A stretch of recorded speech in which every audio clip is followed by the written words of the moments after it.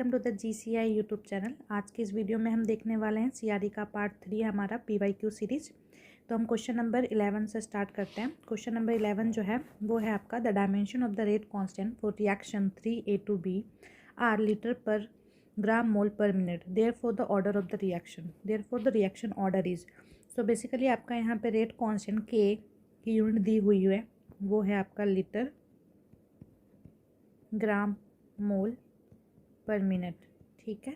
और आपसे पूछ रहा है इस रिएक्शन के लिए आपको दिया हुआ है ये यूनिट, ठीक है। आपसे पूछ रहा है कि रिएक्शन का जो है ऑर्डर क्या होगा, ठीक है। तो अगर हम के का अगर हम जनरल फॉर्मूला लिखें फॉर द ऑर्डर, वो क्या होता है, time inverse concentration to the power 1 - n, ठीक है। अब इसको कंपेयर करते हैं। लाइक यहाँ पे ये दिया हुआ है 1 पर मिनट, तो ये मिनट मतलब यहाँ पे टाइम इनवर्स तो आपका सेम है। कंसंट्रेशन की यूनिट जो होती है वो क्या होती है, ग्राम मोल पर लीटर, ठीक है। और यहाँ पे जो आपका दिया हुआ है ये है आपका लीटर, इसके पावर 1 - n हो जाएगा। मैंने इसका यूनिट यहाँ पे लिखा है concentration to the power gram mole per litre to the power 1 - n।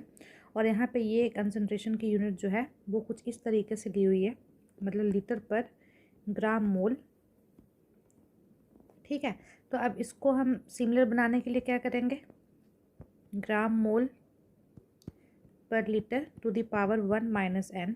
इसको हम कंसंट्रेशन के पावर में कंसंट्रेशन का यूनिट लिखेंगे तो इसको क्या लिख सकते हैं, ग्राम mole per litre to the power -1, ठीक है। अब इसके पावर को हम कंपेयर कर सकते हैं क्योंकि ये दोनों हमारा बेस सेम हो गया, तो डैट मीन्स 1 - n जो है वो आपके -1 के इक्वल होना चाहिए। तो 1 + 1 इक्वल टू ये इधर आएगा, तो n इज इक्वल टू क्या हो जाएगा आपका 2।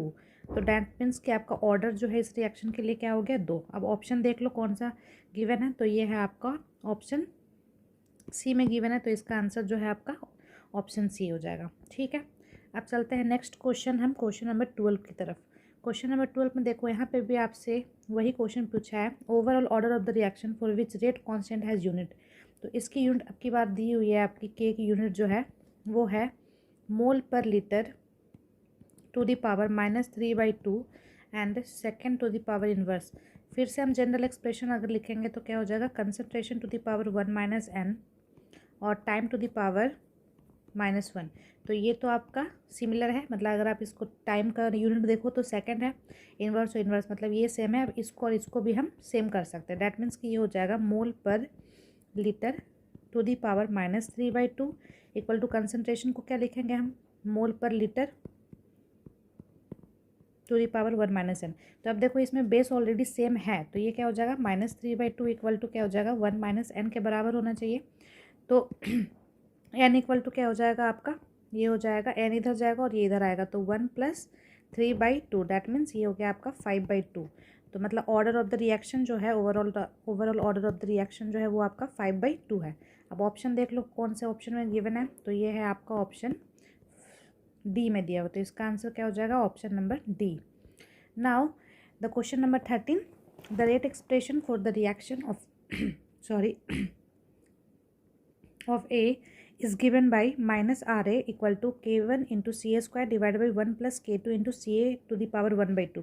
अब आपसे यहाँ पे पूछ रहा है कि जो यूनिट है, unit of K1 and K2 are respectively, K1 और K2 की जो है यूनिट हमें बतानी है, ठीक है।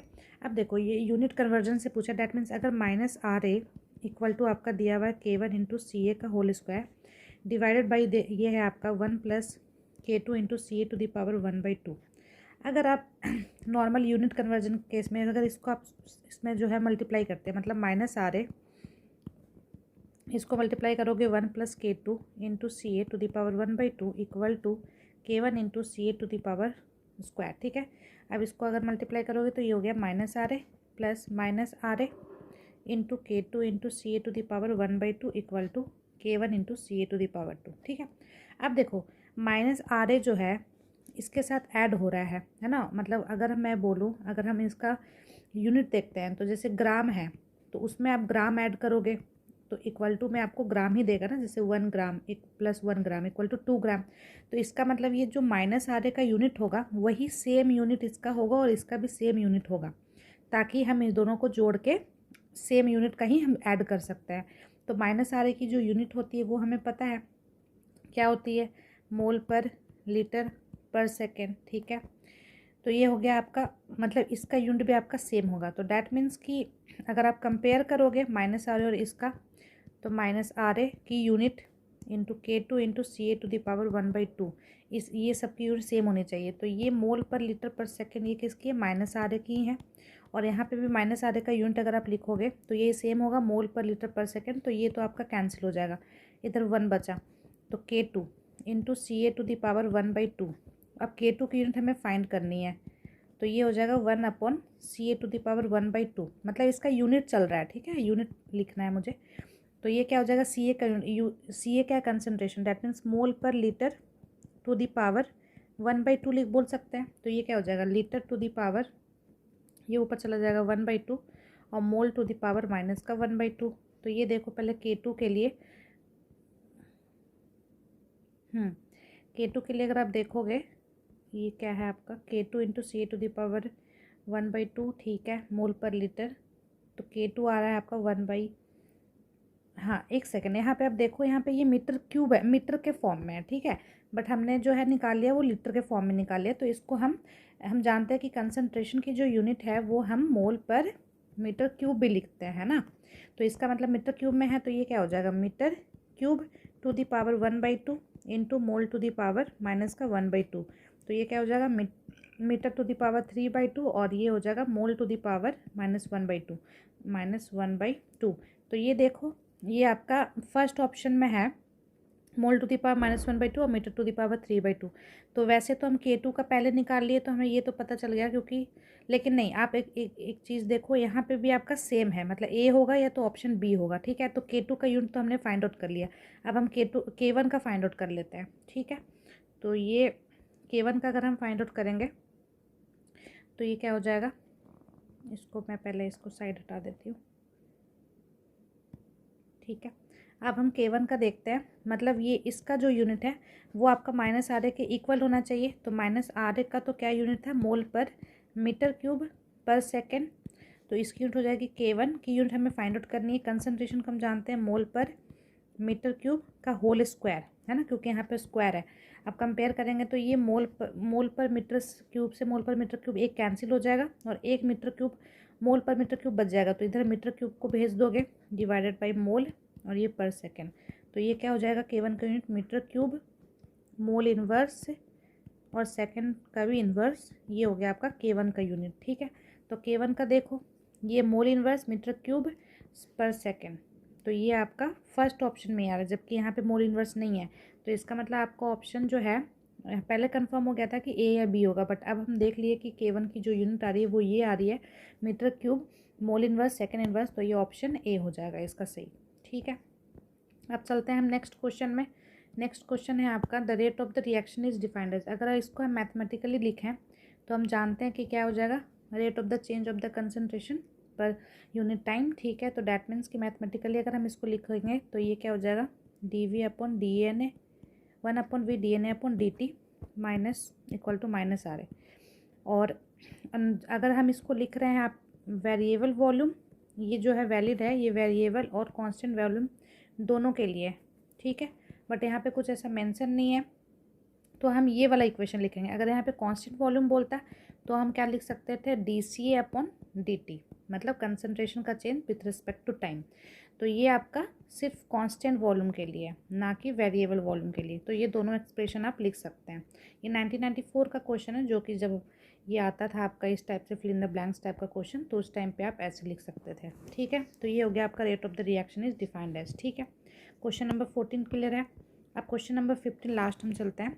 इन the first order reaction, A जो है प्रोडक्ट बना रहा है, the reaction become slower as it proceeds.